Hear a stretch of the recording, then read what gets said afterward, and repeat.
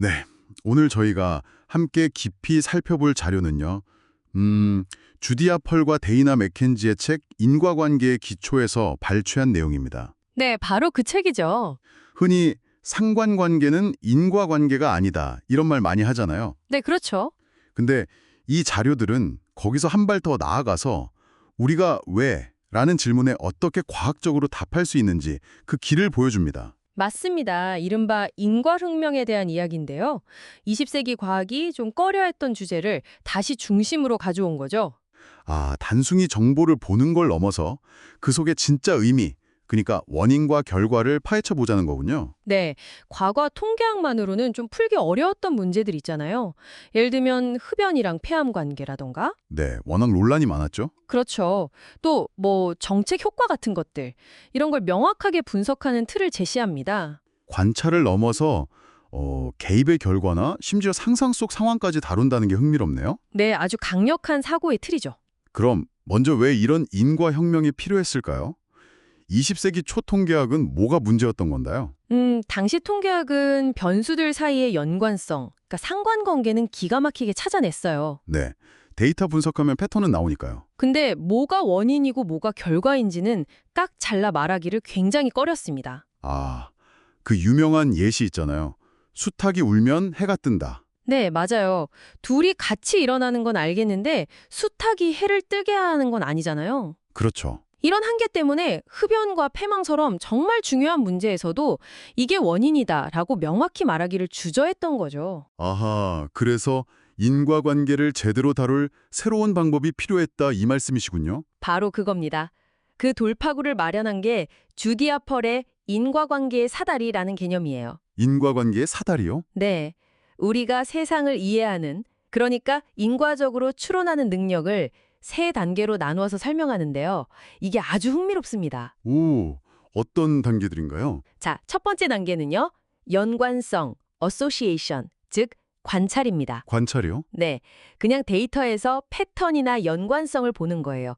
X랑 Y가 같이 나타나는가? 이걸 묻는 거죠.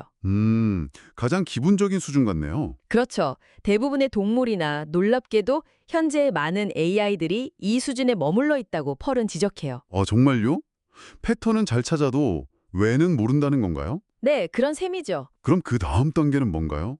패턴만 봐서는 부족하니까요. 두 번째 단계가 바로 개입, 인터벤션, 즉 행동입니다. 개입, 행동. 네, 이건 만약 내가 X를 의도적으로 바꾸면 Y는 어떻게 될까? 이걸 묻는 단계예요. 아, 예를 들면요? 예를 들어 이 약을 환자에게 투여하면 이게 개입이죠.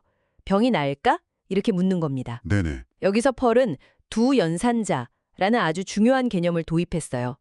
이게 뭐냐면 관찰된 확률, 그러니까 PYX. PYX. 네, 예를 들어 그냥 약을 스스로 먹은 사람들 중에서 병이 나은 비율, 이거랑 개입 후 확률, P2X.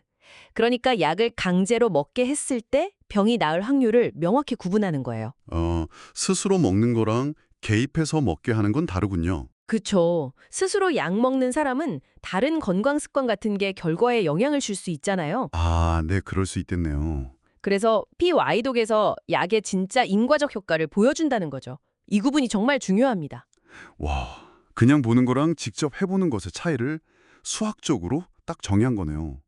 그럼 마지막 세 번째 단계는 뭔가요? 세 번째, 가장 높은 단계는 반사실적 추론, 카운터팩추얼즈입니다. 상상이라고 할 수 있죠. 반사실적 상상이요? 네, 만약 과거에 내가 다른 선택을 했다면 지금 결과는 어땠을까? 이걸 묻는 거예요. 아, 그때 그 약을 안 먹었더라면 내 건강은 지금 어땠을까? 뭐 이런 거요? 맞습니다. 정확해요. 실제로는 일어나지 않은 가상의 시나리오를 생각해 보는 거죠.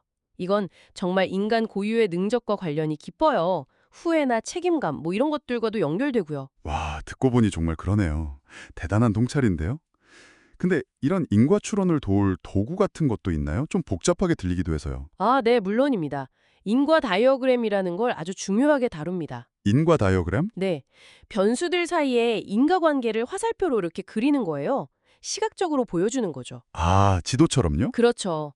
복잡한 관계들을 한눈에 파악하게 도와주는 지도 같은 역할을 해요. 특히 중요한 건 우리가 놓치기 쉬운 혼란 변수 같은 것들을 찾아내도록 돕는다는 거예요. 혼란 변수요? 그게 뭐죠? 예를 들어 아까 흡연과 폐암 이야기했잖아요. 네. 만약 어떤 유전적 요인이 흡연 성향도 높이고 폐암 발생률도 높인다면 이 유전 요인이 혼란 변수가 되는 거죠. 흡연과 폐암 둘 다 영향을 주니까요. 아하. 그래서 그 변수를 고려하지 않으면 흡연의 효과를 잘못 판단할 수도 있겠군요. 정확합니다.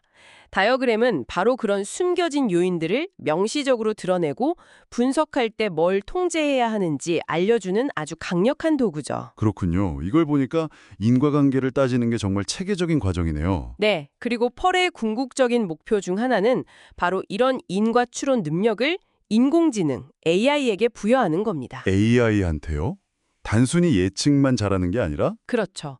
예측을 넘어서 왜 그런 결과가 나왔는지 스스로 이해하고 설명하고 심지어 실수로부터 배우고 더 나아가서는 도덕적 판단까지 할 수 있는 그런 진정한 지능을 만들고 싶어 하는 거죠. 와, 정말 원대한 목표네요. 흥미롭습니다.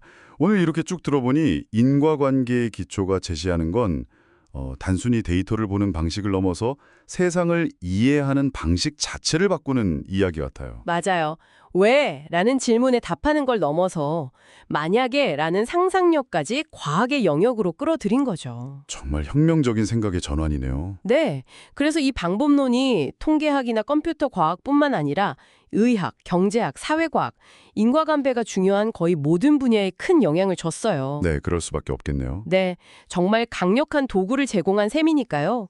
이게 바로 21세기 과학의 패러다임을 바꾸는 힘 중 하나라고 생각합니다. 오늘 이 이야기들이 청취자 여러분께서 세상을 보고 질문하는 방식에 작은 변화라도 가져왔으면 좋겠습니다. 마지막으로 이런 질문을 한번 던져보고 싶네요. 네. 여러분의 삶이나 관심 분야에서 만약 그때 내가 혹은 우리가 다른 선택을 했더라면 결과는 어땠을까? 이런 반사실적 질문을 던져보면 어떨까요? 어쩌면 거기서 새로운 깨달음이나 가능성을 발견할 수도 있지 않을까요? 인과관계라는 렌즈로 세상을 다시 한번 들여다보는 계기가 되셨기를 바랍니다.